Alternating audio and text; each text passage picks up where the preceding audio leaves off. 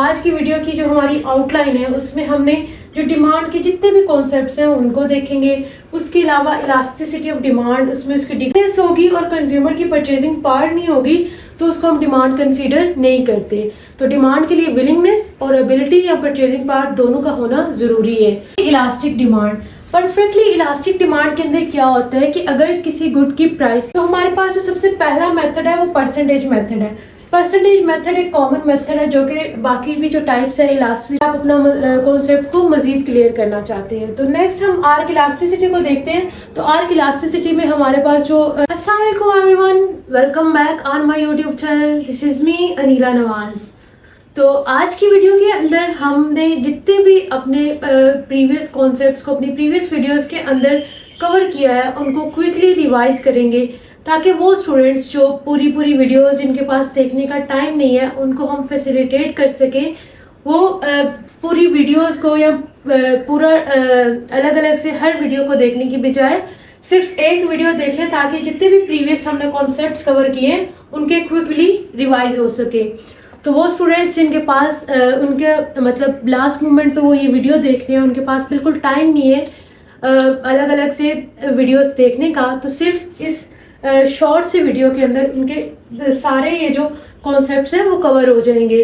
जैसे आज की वीडियो की जो हमारी आउटलाइन है उसमें हमने जो डिमांड के जितने भी कॉन्सेप्ट्स हैं उनको देखेंगे। उसके अलावा इलास्टिसिटी ऑफ डिमांड, उसमें उसकी डिग्रीज, सिचुएशंस, उसके डिफरेंट जो टाइप्स है, price elasticity of demand, income elasticity of demand, cross price elasticity of demand, उसके अलावा जो डिफरेंट मेथड्स हैं मेजर करने के प्राइस इलास्टिसिटी ऑफ डिमांड को, जैसे परसेंटेज मेथड हो गया, आर्क इलास्टिसिटी मेथड हो गया, पॉइंट इलास्टिसिटी मेथड, आउटले और एक्सपेंडिचर मेथड, ये जितने भी कॉन्सेप्ट्स हैं हम इनको one by one quickly revise करेंगे ताकि वो स्टूडेंट्स जो सिर्फ इन कॉन्सेप्ट्स को रिवाइज करना चाहते हैं या फिर उनके पास ज़्यादा टाइम नहीं है अलग अलग से इनको स्टडी करने का, तो इस वीडियो के थ्रू उनके जो है ये वीडियो उनके लिए हेल्पफुल हो और वो कम टाइम में ज़्यादा से ज़्यादा अपना सिलेबस कवर कर सकें।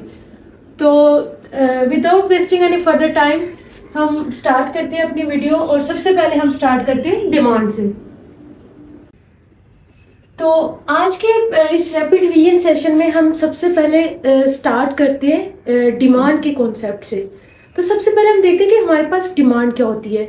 डिमांड हम क्या कहते हैं, the quantity of a good और services that consumer are willing and able to purchase at different prices and at a specific time period. मतलब हमारे पास जो डिमांड के कॉन्सेप्ट के अंदर चार चीज़ों का होना ज़रूरी है। सबसे पहले क्या है, विलिंगनेस।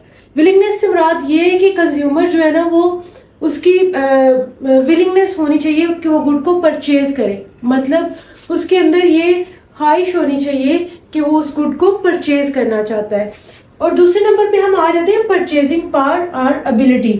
मतलब डिमांड के लिए ज़रूरी है कि कंज्यूमर की एबिलिटी भी हो या फिर परचेजिंग पावर हो।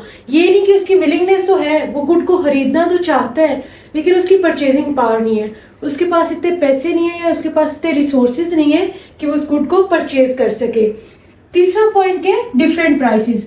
कोई भी जो गुड है मार्केट के अंदर जो कंज्यूमर परचेज करना चाह रहा है, सबसे पहला पॉइंट क्या है, विलिंगनेस और एबिलिटी। जब ये दोनों पॉइंट क्या होंगे, मीट कर रहे होंगे, कंज्यूमर की विलिंगनेस भी होगी, एबिलिटी भी होगी, तो उसके बाद गुड की क्या होगी, मार्केट के अंदर प्राइसेस क्या होंगी, डिफरेंट प्राइसेस होंगी।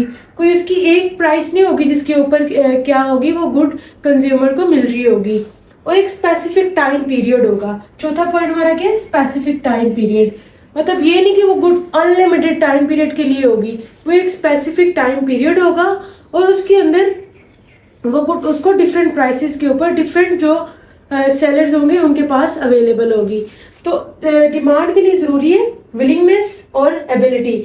जब ये दोनों चीज़ें होंगी तब क्या बनेगी, डिमांड। अगर सिर्फ विलिंगनेस होगी और कंज्यूमर की परचेजिंग पावर नहीं होगी तो उसको हम डिमांड कंसीडर नहीं करते। तो डिमांड के लिए विलिंगनेस और एबिलिटी या परचेजिंग पावर दोनों का होना ज़रूरी है। तो ये हमें बेसिकली हमारा क्या है, कॉन्सेप्ट डिमांड का। तो नेक्स्ट हम आ जाते हैं डिमांड फंक्शन के ऊपर। तो हमारा जो डिमांड फंक्शन है वो बेसिकली क्या शो करता है, रिलेशन जो हमारी क्वांटिटी और प्राइस का है, उन दोनों के दरमियान जो रिलेशन है उसको शो करता है। मतलब अगर प्राइस है तो प्राइस का क्या रिलेशन होगा क्वांटिटी के ऊपर, इसको हम स्टडी करते हैं डिमांड फंक्शन के अंदर। तो अगर किसी गुड की प्राइस इंक्रीज या डिक्रीज करेगी, उसकी वजह से उसकी क्वांटिटी डिमांडेड के ऊपर क्या इम्पैक्ट आएगा, इसको हम क्या कहते हैं, डिमांड फंक्शन। तो सबसे पहले हमारा डिमांड की डेफिनेशन होगी, उसके अंदर ये 4 पॉइंट्स का होना जरूरी है। नेक्स्ट हमारे पास डिमांड फंक्शन आ जाता है। डिमांड फंक्शन के प्राइस और क्वांटिटी का रिलेशन। और नेक्स्ट हम देखते हैं हमारे पास लॉ ऑफ डिमांड क्या होता है। जो हमारा लॉ ऑफ डिमांड है उसके अंदर भी हमें ये 3-4 जो पॉइंट्स हैं, ये अगर हम याद रख लें तो हमारा law of demand concept clear हो जाता है। तो सबसे पहले हम देखते हैं कि जो हमारा लॉ ऑफ डिमांड है, लॉ ऑफ डिमांड डेवलप किया था अल्फ्रेड मार्शल ने। और उसके अलावा हम लॉ ऑफ डिमांड को किसके पर्सपेक्टिव से देखते हैं, बायर्स के पर्सपेक्टिव से, क्योंकि ये प्राइस और क्वांटिटी का रिलेशन है लॉ ऑफ डिमांड के अंदर, तो हम इसको बायर्स के पर्सपेक्टिव से देखते हैं। तो जो हमारे पास लॉ ऑफ सप्लाई है उसको हम सेलर्स के पर्सपेक्टिव से देखते हैं। तो सबसे पहला पॉइंट है कि लॉ ऑफ डिमांड डेवलप किया था अल्फ्रेड मार्शल ने। दूसरा पॉइंट है कि इसको हम देखते हैं बायर्स के पर्सपेक्टिव से। और तीसरा पॉइंट क्या है कि ये शो करता है inverse relation of price and quantity. इसका क्या मतलब है, अगर हमारे पास किसी गुड की प्राइस है P और उसकी क्वांटिटी डिमांडेड के Q, तो अगर प्राइस इंक्रीज करेगी तो उसकी वजह से उसकी क्वांटिटी डिमांडेड क्या कर जाएगी, डिक्रीज कर जाएगी।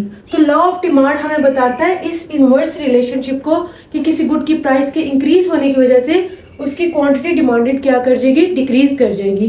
तो ये इनवर्स रिलेशन हम देखते हैं लॉ ऑफ डिमांड के अंदर।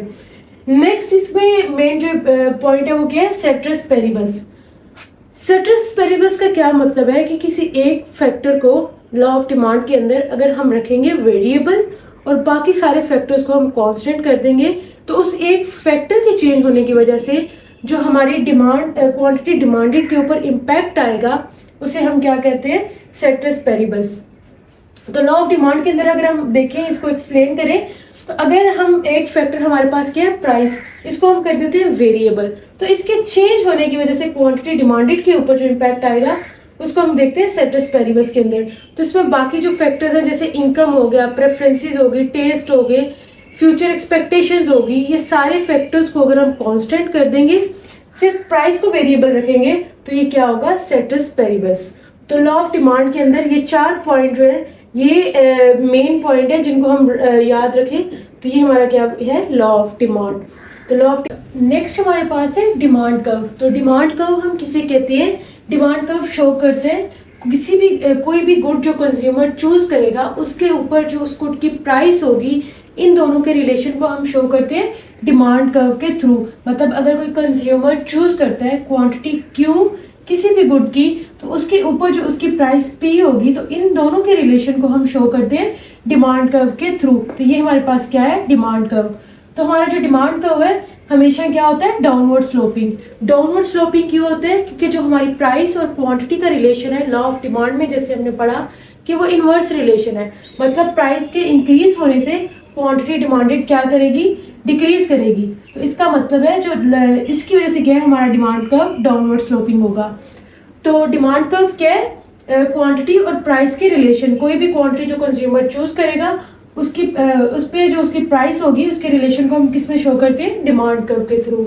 तो नेक्स्ट हम देख लेते हैं मूवमेंट्स अलोंग द कर्व। तो हमारी जो डिमांड कर्व के अलोंग द मूवमेंट्स होंगी वो किस वजह से होती हैं, वो हम पहले देख लेते हैं। तो अगर ये हमारे पास एक क्या है, डिमांड कर्व है, तो इनिशियल हमारे पास क्या है, इसकी प्राइस P है, उसके ऊपर हमारे पास क्वांटिटी क्या है, Q डिमांडेड। तो उसके बाद क्या होता है, अगर किसी गुड की प्राइस क्या कर जाती है, इंक्रीज कर जाती है। प्राइस के इंक्रीज होने की वजह से क्या होगा, उसकी क्वांटिटी डिमांडेड डिक्रीज कर जाएगी, क्योंकि ये इनवर्स रिलेशन है। तो P इसमें क्या हुआ है कि क्वांटिटी डिमांडेड डिक्रीज हुई है। क्वांटिटी डिमांडेड के डिक्रीज होने का क्या मतलब है, डिमांड कर्व के अंदर क्या आई है, कॉन्ट्रैक्शन आई है। और नेक्स्ट जो है, अगर इसी गुड की प्राइस क्या कर जाती है, डिक्रीज कर जाती है। प्राइस डिक्रीज होने का क्या मतलब है, उसकी क्वांटिटी डिमांडेड क्या हो गई है, इंक्रीज हो गई है, वो Q2 पे आ गया। तो इसका मतलब ये है कि ये डिमांड कर्व के अंदर क्या आई है, एक्सटेंशन आई है।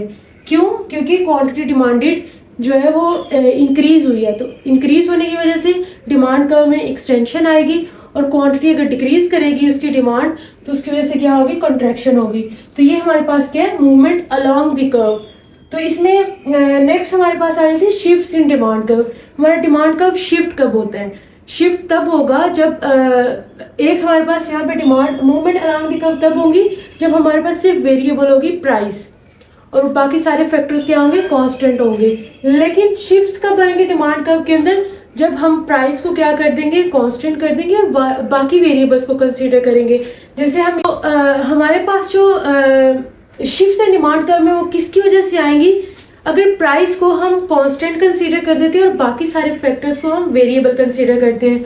जैसे हमारे पास इनकम हो गया, प्रेफरेंसेस हो गई, फ्यूचर एक्सपेक्टेशंस होगी, टेस्ट हो गया। ये सारे फैक्टर्स जब हमारे पास क्या होंगे? वेरिएबल होंगे, ये कांस्टेंट नहीं होंगे, तो उसकी वजह से शिफ्ट्स आएंगे डिमांड कर्व के अंदर। जैसे सबसे पहले हम अगर इनकम को कंसीडर करते हैं, अगर किसी कंज्यूमर की इनकम इंक्रीज कर जाती है तो उसकी वजह से क्या होगा? राइटवर्ड शिफ्ट आएगी डिमांड कर्व के अंदर। राइटवर्ड शिफ्ट क्यों आएगी? क्योंकि इनकम की जो कंज्यूमर की इनकम है वो इंक्रीज हो गई है, उसकी वजह से उसकी परचेजिंग पावर इंक्रीज हो गई है। परचेजिंग पावर के इंक्रीज होने की वजह से कंज्यूमर क्या करेगा? क्वांटिटी डिमांडेड इंक्रीज कर देगा, जिसकी वजह से डिमांड कर्व राइटवर्ड शिफ्ट करेगा। और उसके अगर उल्ट देखते हैं हम, तो अगर कंज्यूमर की इनकम डिक्रीज कर जाएगी तो उसकी वजह से उसका डिमांड कर्व लेफ्टवर्ड शिफ्ट करेगा। लेफ्टवर्ड क्यों शिफ्ट करेगा? क्योंकि परचेजिंग पावर कम हो जाएगी।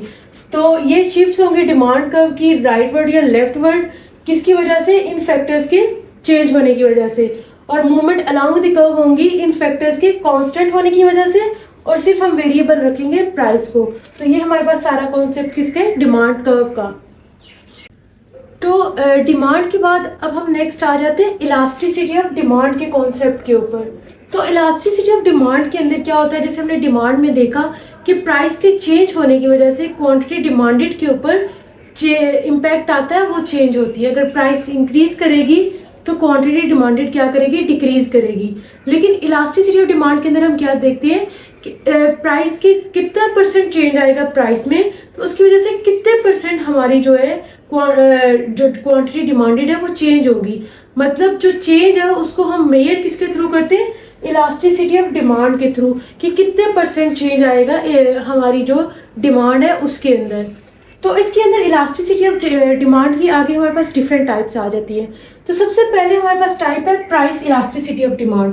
तो प्राइस इलास्टिसिटी ऑफ डिमांड के अंदर हम क्या देखते हैं कि कितने परसेंट चेंज आएगा प्राइस के अंदर, जिसकी वजह से कितना परसेंट हमारी क्वांटिटी डिमांडेड जो है वो चेंज करेगी। तो इसमें हम इलास्टिसिटी ऑफ डिमांड को किस तरह फाइंड करते हैं? Percentage change in Q divided by percentage change in price. मतलब हमारा जो परसेंटेज चेंज इन प्राइस और परसेंटेज चेंज इन क्वांटिटी होगा उसको हम किस के थ्रू देखते हैं? प्राइस इलास्टिसिटी ऑफ डिमांड के थ्रू। तो जो परसेंटेज चेंज इन क्वांटिटी है उसको हम मेजर कर लेते हैं Q2 minus Q1 divided by Q1। और इसी तरह हम प्राइस किस तरह निकाल लेते हैं? P2 minus P1 divided by P1। तो ये हमारे पास Q2 जो है वो नई क्वांटिटी होगी प्राइस के चेंज होने के बाद जो आएगी। Q1 हमारे पास ओरिजिनल जो है वो क्वांटिटी होगी जो प्राइस चेंज होने से पहले होगी, और Q1 ओरिजिनल। इसी तरह प्राइस हमारी P2 जो होगी वो नई प्राइस होगी और P1 क्या होगी? Original price. तो इसके थ्रू हम क्वांटिटी के चेंज को निकाल लेते हैं और इसके थ्रू प्राइस के चेंज को। तो फॉर्मूला में पुट करने के बाद हमारी क्या आ जाती है? Elasticity of demand. तो ये प्राइस इलास्टिसिटी ऑफ डिमांड क्या होगी? Percentage change in quantity divided by percentage change in price. Price के चेंज होने की वजह से कितने परसेंट क्वांटिटी डिमांडेड के अंदर चेंज आता है वो हम देखते हैं प्राइस इलास्टिसिटी ऑफ डिमांड के अंदर। इनकम इलास्टिसिटी ऑफ डिमांड का कॉन्सेप्ट इसी से मिलता जुलता है price elasticity of demand. Difference बस क्या है कि यहाँ हम देखते हैं कि प्राइस की परसेंटेज कितना परसेंट चेंज आएगा प्राइस के अंदर, और यहाँ हम क्या देखते हैं कितने परसेंट चेंज आएगा इनकम के अंदर। अगर जो इसका फॉर्मूला हमारे पास क्या है? Percentage change in Q divided by percentage change in income. तो जो कंज्यूमर की इनकम होगी उसमें कितना परसेंटेज चेंज आएगा, जिसकी वजह से हमारी क्वांटिटी डिमांडेड जो है उसके अंदर जो चेंज आएगा उसको हम देखते हैं income elasticity of demand. Income elasticity of demand के अंदर हमारे पास दो तरह की गुड्स आ जाती है, इन्फीरियर गुड्स या फिर नॉर्मल गुड्स। नॉर्मल गुड्स क्या होंगी कि इनकम के इंक्रीज होने की वजह से उनकी क्वांटिटी डिमांडेड क्या करेगी, इंक्रीज करेगी, मतलब उनका पॉजिटिव रिलेशन होगा।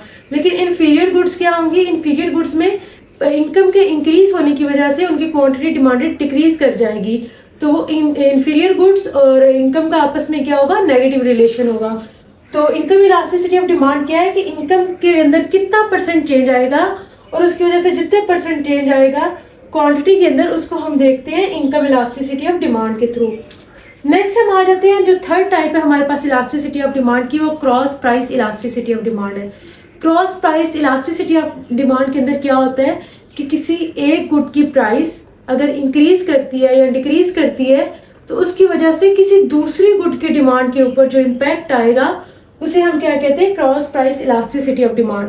मतलब अगर हमारे पास एक गुड ए और एक गुड बी है, अगर गुड ए की प्राइस क्या करती है, गुड ए की प्राइस इंक्रीज कर जाती है तो उसकी वजह से गुड बी की जो डिमांड के ऊपर इम्पैक्ट आएगा वो इंक्रीज या डिक्रीज करेगी, उसे हम देखते हैं cross price elasticity of demand के थ्रू। इसमें हमारे पास सब्स्टिट्यूट्स या फिर कॉम्प्लीमेंट्स गुड्स आ जाती है। सब्स्टिट्यूट गुड क्या होती है कि किसी एक गुड की प्राइस इंक्रीज करेगी तो किसी दूसरी गुड की डिमांड क्या करेगी, इंक्रीज कर जाएगी। मतलब अगर हम पेप्सी और कोक की एग्जांपल लेते हैं तो पेप्सी की अगर प्राइस इंक्रीज कर जाएगी तो कंज्यूमर क्या कर लेंगे, कोक की डिमांड को बढ़ा देंगे। तो मतलब ये पॉजिटिव रिलेशन है। इसी तरह अगर हम कॉम्प्लीमेंट्स को देखते हैं तो कॉम्प्लीमेंट्स के अंदर क्या होता है कि किसी एक गुड की प्राइस अगर इंक्रीज करेगी तो किसी दूसरी गुड की डिमांड क्या कर जाएगी, डिक्रीज कर जाएगी, मतलब नेगेटिव रिलेशनशिप है।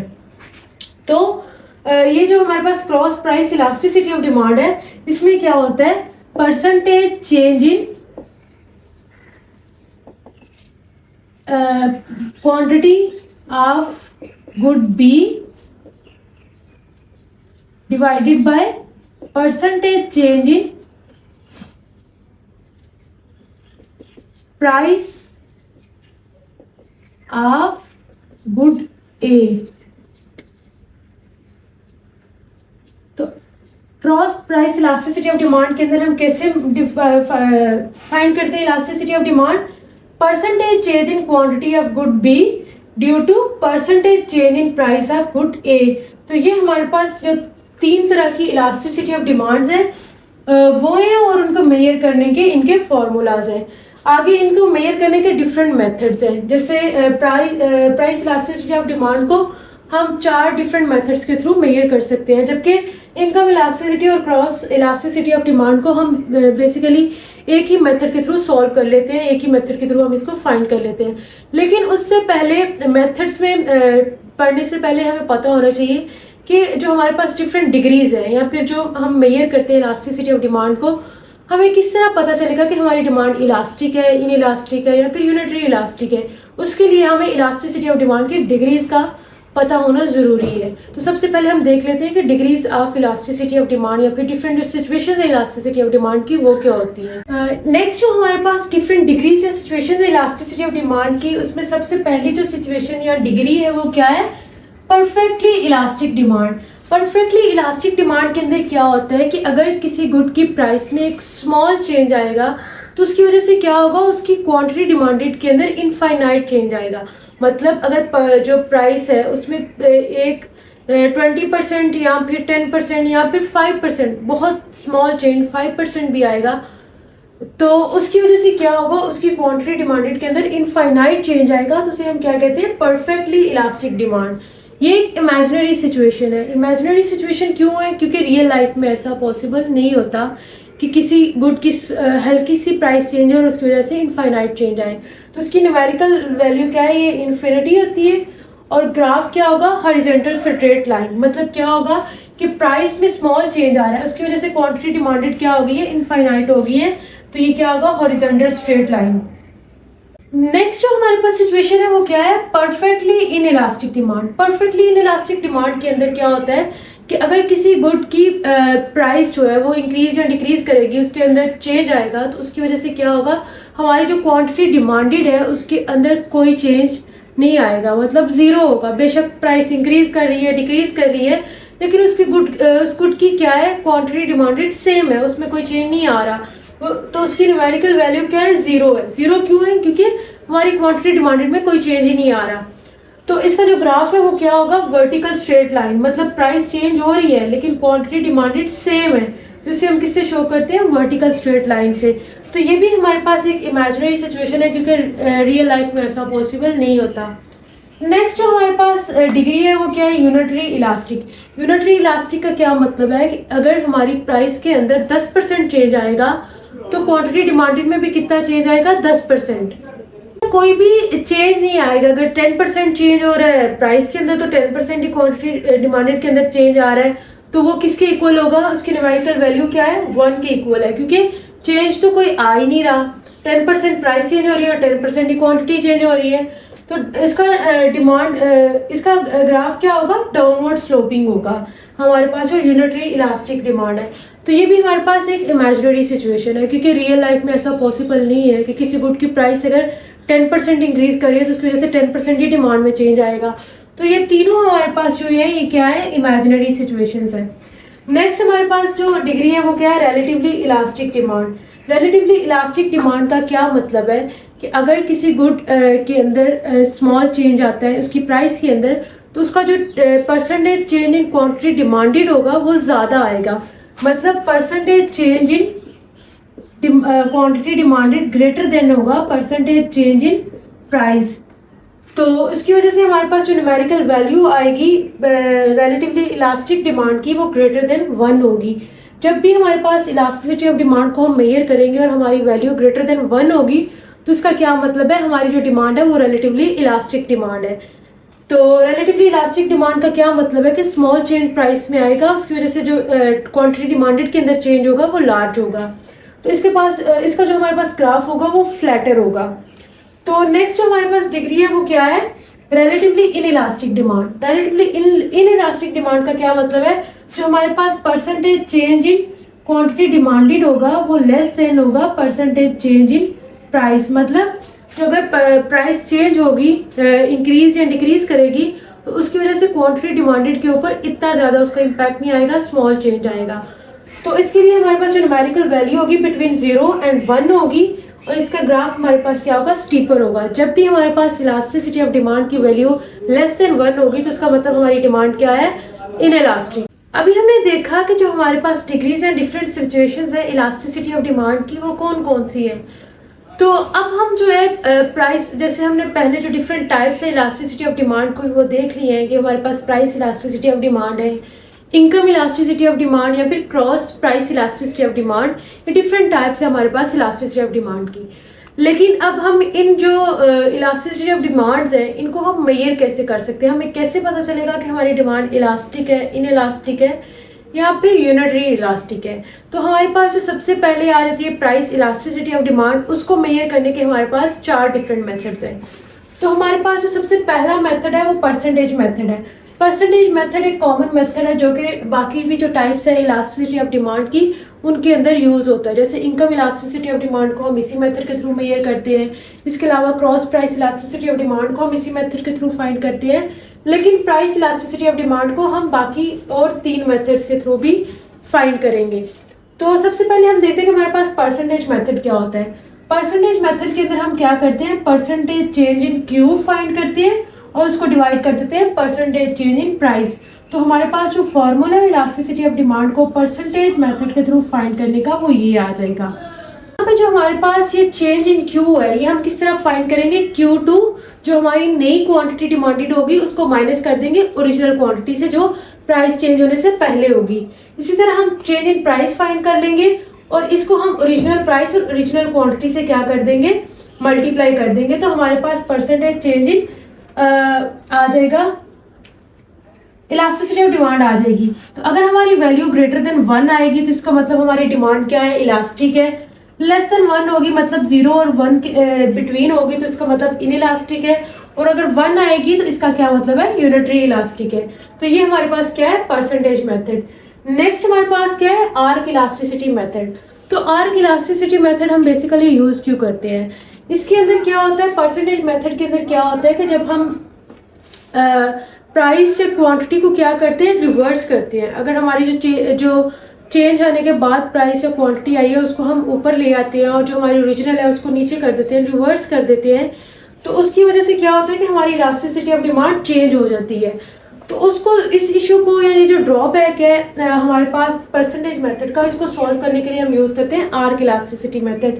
तो अगर आपको ये कॉन्सेप्ट डिटेल में देखना है कि किस तरह उनको रिवर्स करने से जो हमारा परसेंटेज मेथड है ये फेल हो जाता है, तो उसका लिंक मैं डिस्क्रिप्शन में डाल दूंगी। इसके ऊपर डिटेल्ड वीडियो मौजूद है, आप वो जाके देख सकते हैं अगर आप अपना कॉन्सेप्ट को मजीद क्लियर करना चाहते हैं। तो नेक्स्ट हम आर्क इलास्टिसिटी को देखते हैं। तो आर्क इलास्टिसिटी में हमारे पास जो ड्रॉबैक है परसेंटेज मेथड का, हम उसको किस तरह सॉल्व करते हैं। हम क्या करते हैं कि हम ओरिजिनल प्राइस और क्वांटिटी को लेने की बजाय उनका एवरेज ले लेते हैं। एवरेज किस तरह हम लेंगे कि जैसे हमारे पास अगर प्राइस है तो जो हमारी ओरिजिनल प्राइस है और जो न्यू प्राइस होगी उन दोनों को सम करके हम 2 पे डिवाइड कर देंगे, हमारे पास जो वैल्यू आएगी फिर हम उसको मल्टीप्लाई कर देंगे इससे। तो इसकी वजह से क्या होगा कि बेशक हम फिर रिवर्स भी करते हैं अपने डिमांड, जो हमारा फंक्शन होगा जो भी होगा उसको हम रिवर्स भी करेंगे ना डिमांड फंक्शन को, तो फिर भी हमारे पास क्या आएगा, सेम इलास्टिसिटी ऑफ डिमांड की वैल्यू आएगी। तो ये हमारे पास क्या है, आर्क इलास्टिसिटी मेथड। नेक्स्ट हमारे पास क्या है, पॉइंट इलास्टिसिटी। पॉइंट इलास्टिसिटी में हम क्या करते हैं, इन दोनों मेथड्स के अंदर हम क्या करते हैं कि 2 पॉइंट्स के दरमियान, जैसे हमारे पास ये ग्राफ है तो इन 2 पॉइंट्स, ये और बी है, तो इन 2 पॉइंट्स में हमारे पास इलास्टिसिटी ऑफ डिमांड क्या है वो हम फाइंड करते हैं। लेकिन पॉइंट इलास्टिसिटी ऑफ डिमांड के अंदर हम क्या करते हैं, हर पॉइंट के ऊपर जो इलास्टिसिटी ऑफ डिमांड है उसको मेजर करते हैं। मतलब 2 पॉइंट्स में हम मेजर नहीं करेंगे कि जैसे यहाँ पे ये P1 है तो ये P2 है, इनके दरमियान नहीं, बल्कि हर पॉइंट के ऊपर, जैसे A के ऊपर हमारी क्या इलास्टिसिटी ऑफ डिमांड की वैल्यू है, B के ऊपर क्या है, C के ऊपर क्या है, हर पॉइंट के ऊपर जब हम इलास्टिसिटी को मेजर करेंगे तो उसे हम क्या कहते हैं, पॉइंट इलास्टिसिटी ऑफ डिमांड। तो इसका फॉर्मूला जो हमारे पास क्या है, लोअर सेगमेंट साइड उसको हम डिवाइड कर देते हैं अपर सेगमेंट साइड से। जैसे अगर हमारे पास यहाँ पे पॉइंट ए है तो उसकी जो लोअर सेगमेंट साइड्स है वो कितनी है, बी सी डी ई, 4 हमारे पास लोअर सेगमेंट साइड्स हैं, और इसकी अपर सेगमेंट साइड हमारे पास कोई भी नहीं है और उसको हम 0 कर देंगे, तो 4 डिवाइडेड बाय हमारे पास ये आ जाएगा 0 आ जाएगा। तो इस तरह हम डिफरेंट रख के पॉइंट बी पे जब रखेंगे तो अपर साइड हमारे पास 1 होगी, लोअर साइड 3 होगी, इसी तरह सी पे रखेंगे तो अपर साइड 2, लोअर साइड 2। तो इस तरह हम डिफरेंट पॉइंट्स के ऊपर जो है फाइंड कर लेंगे इलास्टिसिटी को, तो उसे हम क्या कहते हैं, पॉइंट इलास्टिसिटी मेथड। नेक्स्ट हमारे पास क्या है, आउटले और एक्सपेंडिचर मेथड। ये लास्ट मेथड है प्राइस इलास्टिसिटी ऑफ डिमांड को फाइंड करने का। इसमें हम क्या करते हैं कि टोटल एक्सपेंडिचर हमारे पास किसके इक्वल होता है, P इंटू क्यू। तो इसमें हम देखते रहते बाकी सारे मेथड्स में कि प्राइस के चेंज होने की वजह से क्वांटिटी डिमांडेड के ऊपर क्या इम्पैक्ट आता है, लेकिन टोटल एक्सपेंडिचर मेथड के अंदर हम क्या देखते हैं, प्राइस के चेंज होने की वजह से उसके टोटल एक्सपेंडिचर में क्या चेंज आएगा। अगर तो टोटल एक्सपेंडिचर में चेंज बहुत ज़्यादा होगा तो इसका मतलब हमारी जो वैल्यू है इलास्टिसिटी की वो ग्रेटर देन 1 होगी और हमारी डिमांड क्या होगी, इलास्टिक होगी। और अगर चेंज बिल्कुल मतलब कम आएगा, बहुत स्मॉल चेंज होगा, तो उसका क्या मतलब होगा कि हमारी इलास्टिसिटी की वैल्यू बिटवीन 0 एंड 1 है और हमारी डिमांड क्या है, इनइलास्टिक है। और अगर चेंज आएगा ही नहीं, मतलब सेम चेंज रहेगा, टोटल एक्सपेंडिचर हमारा सेम रहेगा, तो इसका क्या मतलब है, हमारी डिमांड क्या है, यूनिटरी इलास्टिक है। टोटल एक्सपेंडिचर हम किस तरह फाइंड करेंगे, जो हमारे पास प्राइस होगी, ओल्ड प्राइस या ओरिजिनल प्राइस, उसको हम ओरिजिनल क्वांटिटी से मल्टीप्लाई करेंगे, हमारे पास टोटल एक्सपेंडिचर आ जाएगा। जैसे हम एग्जांपल ले लेते हैं, हमारे पास प्राइस क्या है 5 है और क्वांटिटी क्या है 20, तो ये हमारे पास किसके इक्वल हो जाएगी, 100। टोटल एक्सपेंडिचर हमारा क्या आ जाएगा, 100 हो जाएगा। तो इसी तरह अगर हमारे पास प्राइस क्या कर जाती है, इंक्रीज कर जाती है, प्राइस हो जाती है 10 और क्वांटिटी हमारे पास क्या हो जाती है, क्वांटिटी भी अगर हमारे पास 10 हो जाती है, तो ये हमारे पास क्या आ गया 100। मतलब प्राइस इंक्रीज हुई है लेकिन उसकी वजह से क्या हुई है, क्वांटिटी डिमांडेड डिक्रीज हुई है, लेकिन टोटल एक्सपेंडिचर हमारा क्या है 100। दोनों सिचुएशंस में इनका डिफरेंस क्या है, 0 है, कोई भी चेंज नहीं आया, तो इसका मतलब हमारी डिमांड क्या है, यूनिटरी इलास्टिक डिमांड है। इसी तरह हम डिफरेंट जो सिचुएशंस हैं उनके अंदर क्या करते हैं कि प्राइस और क्वांटिटी को मल्टीप्लाई करके टोटल एक्सपेंडिचर निकाल लेंगे। अगर हमारा यहाँ पे एक्सपेंडिचर अगर आएगा 150 और हमारे पास प्राइस चेंज होने के बाद 100 आएगा, तो इसका मतलब टोटल एक्सपेंडिचर का चेंज बहुत ज़्यादा है, तो उसकी वजह से हमारी डिमांड क्या है, इलास्टिक डिमांड होगी। तो ये हमारे पास क्या है, डिफरेंट मेथड्स हैं मेजर करने के प्राइस इलास्टिसिटी ऑफ डिमांड को। जबकि जो बाकी हमारे पास टाइप्स है, जैसे इनकम इलास्टिसिटी ऑफ डिमांड हो गया या फिर cross price elasticity of demand हो गया, उनको हम एक ही मेथड के थ्रू मेजर कर लेते हैं, परसेंटेज मेथड के थ्रू। तो ये प्राइस इलास्टिसिटी ऑफ डिमांड को मेजर करने के डिफरेंट मेथड्स थे। तो ये आज की सेशंस के अंदर हमने रैपिडली मतलब क्विकली सारे जो हमारे कॉन्सेप्ट्स जो हमने पीछे अलग अलग सेपरेट वीडियोस के अंदर कवर किए थे, उनको एक ही वीडियो के अंदर उनके जो मेन कॉन्सेप्ट्स हैं या फिर जो उनकी बेसिक है वो हमने कवर किए हैं। तो वो स्टूडेंट्स जो पूरी वीडियोस नहीं देखना चाहते, सिर्फ एक ये वीडियो देख के अपने सारे कॉन्सेप्ट्स को क्लियर कर सकते हैं। तो ये आपको वीडियो अच्छी लगी हो तो इसको लाइक कर दें, चैनल को सब्सक्राइब कर दें और इस वीडियो को बाकी स्टूडेंट्स के साथ भी शेयर करें ताकि ज़्यादा से ज़्यादा स्टूडेंट्स इससे फ़ायदा उठा सकें। तो मिलते हैं नेक्स्ट वीडियो में, अपना बहुत सारा ख्याल रखिए।